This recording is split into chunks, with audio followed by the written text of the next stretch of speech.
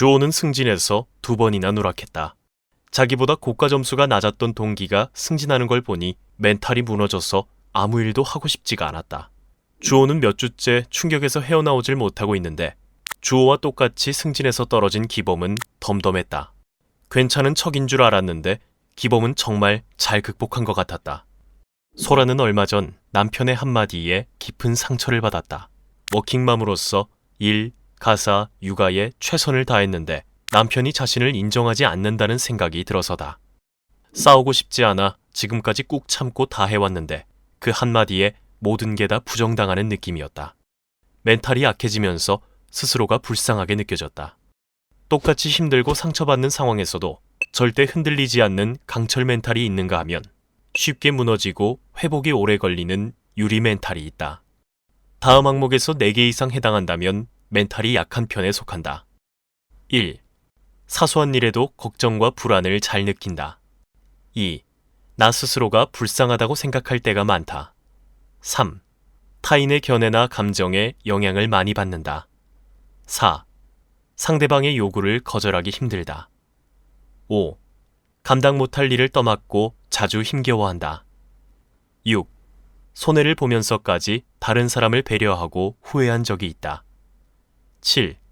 지나간 일에 내가 왜 그랬을까 자주 후회한다. 8. 일이 잘못되면 다 내 잘못인 것 같다. 멘탈이 쉽게 흔들리고 무너지는 편이라면 무너진 멘탈을 회복하고 강하게 만드는 연습을 해야 한다. 멘탈을 회복하는 연습 1. 긍정 강화 트레이닝. 인간의 뇌는 행복보다는 행복을 위협하는 문제에 집중하려는 경향이 있다. 이를 심리학 용어로 부정성 편향이라고 한다. 부정성 편향은 과거의 고통스러운 감정을 상기시키고 그로 인한 부정적인 사고에서 벗어나지 못하게 한다. 힘든 일을 겪고 난 뒤 멘탈을 회복하기 어려운 이유다. 부정성 편향의 고리를 끊고 싶다면 긍정 강화 트레이닝을 해보자. 첫째, 감사한 일 10개를 매일 적는다. 한 줄이라도 좋으니 큰 사건이든 사소한 일이든 전부 적는다. 둘째, 감사한 일을 누리는데 도움을 준 사람이 있는지 생각해보고 그 사람의 이름을 적는다. 그리고 그들에게 감사한 마음을 전달한다. 지나치게 감성적으로 표현할 필요는 없다. 간단하게 고마워라는 말 한마디면 충분하다. 이 트레이닝의 핵심은 감사한 일을 떠올리고 주변에 감사를 전하면서 나의 인생에도 좋은 일이 자주 일어난다는 것을 깨닫는 것이다. 자신에게 일어나는 긍정적인 일에 집중하면 고통스러운 기억에 대한 집착을 줄이게 되면서 서서히 멘탈을 회복할 수 있게 된다. 멘탈을 회복하는 연습 2. 인간관계 성적표 없애기. 인간관계에서 자주 배신감을 느끼고 실망하고 분노하면서 멘탈이 무너진다면 인간관계 성적표가 원인일 때가 많다. 인간관계 성적표란 동료나 친구, 사랑하는 사람의 긍정적인 행동이나 부정적인 행동을 혼자 마음속으로 기록하고 기억하는 것을 말한다. 그러나 인간의 부정성 편향으로 인해 성적표에는 상대방의 긍정적인 행동보다 부정적인 행동이 더 많이 기록된다. 진짜 문제는 인간관계 성적표에서 자라난 부정적인 감정이 인간관계를 악화시킨다는 것이다.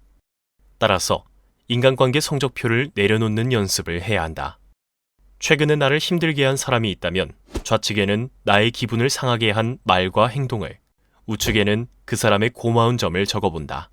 하나하나 기록하다 보면 상대의 부정적인 면만 보려고 했다는 사실을 깨닫게 되고 자연스럽게 상대에게 느꼈던 분노나 실망감이 사그라들 것이다. 멘탈을 회복하는 연습 3. 삶의 목적 찾기. 마지막으로 강한 멘탈을 갖기 위해서는 삶의 목적을 찾아야 한다. 삶의 목적은 삶의 의미를 만들어주며 감정을 통제하고 진짜 중요한 일에 집중할 수 있게 돕는다. 삶의 목적을 잘 모르는 사람들도 있다. 진정으로 의미 있는 삶이 무엇인지 찾고 싶다면 스스로에게 몇 가지 질문을 해보자. 1. 나를 행복하게 하는 것은 무엇인가? 다른 사람에게 좋은 인상을 주기 위해 하는 일이나 의무감 때문에 꼭 해야 한다고 생각하는 일은 잊어버린다. 오로지 나를 행복하게 하는 것만 생각해보는 것이 2단계의 목표다. 2. 내가 가장 두려워하는 것은 무엇인가? 실패에 대한 두려움, 타인의 평가에 대한 두려움 등 내가 가장 두려워하는 것을 떠올려 본다. 두려움은 삶의 목적을 찾는 일을 방해한다. 3. 몇 년 뒤 죽는다면 남은 시간을 어떻게 보낼 것인가? 남은 시간이 얼마 없다면 의미 있는 일과 관심사에 시간을 쏟을 수밖에 없다. 이 질문으로 내가 정말 중요하게 생각하는 일이 무엇인지 알게 된다. 4. 10년 뒤에 나는 어떤 사람이 되고 싶은가? 10년 뒤 어떤 친구, 부모, 형제, 동료가 되고 싶은가? 자신의 미래 모습을 깊게 고민할수록 더 나은 사람이 되려면 현재 무엇을 해야 하는지가 명확해진다. 5. 삶의 마지막 순간에 인생을 돌아보면서 성공적으로 살아왔다고 말할 수 있는가?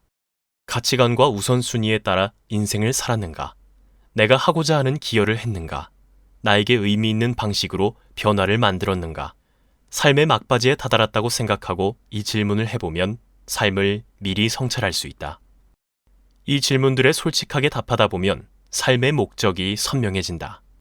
삶의 목적이 분명해지면 인생의 사소한 걱정은 떨쳐내고 자신에게 정말 중요한 문제에 집중할 수 있게 된다. 멘탈이 무너졌는데도 괜찮은 척, 아무 일 없는 척 살아가면 같은 인생의 문제를 만났을 때 다시 넘어지게 된다.